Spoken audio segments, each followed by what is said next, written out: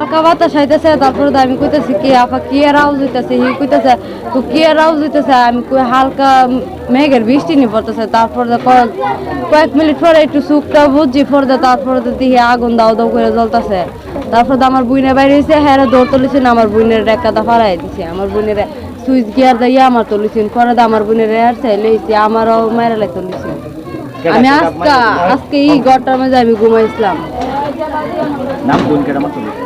মেরাই যে আরো অনেকটি মানুষ আছে, হ্যাঁ লগে অনেকটি মানুষ আছে, কিন্তু নিচু আমার বাড়ি ওই জায়গায় ওই এরা ঘরের পাশনে। আমি যখন আসছি আয়াদি মন আগুন, ভয়াবহ আগুন।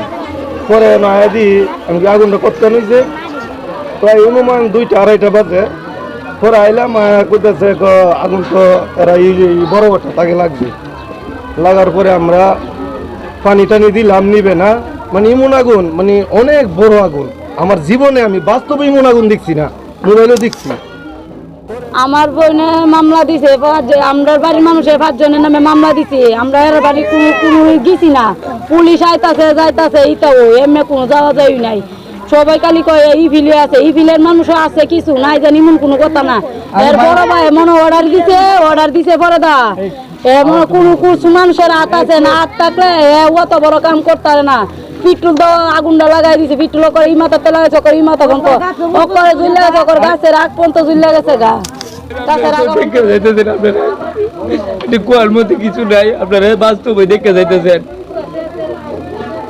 কারা করতে পারবেন, কারা জি ছাড়া কুনি ছাড়া ওই মনে করি না ছাড়া ইয়া করতে আগুনটা লাগাইছে।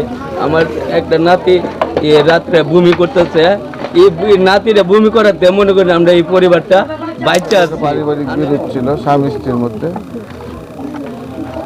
তখন বাবা যেহেতু ছেলেটাকে নিয়ে গেছে, বাবা নিয়ে যাওয়ার পরে মা এই ছেলেটার জন্য উদ্ধারের চেষ্টা করে।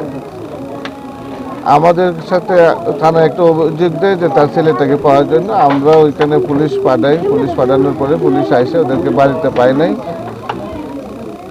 তারপরে 23 তারিখে ওই বাচ্চাটার লাশ পাওয়া যায়। এই প্রেক্ষিতে থানায় অভিযোগ দিয়েছে, অভিযোগের মামলা হয়েছে।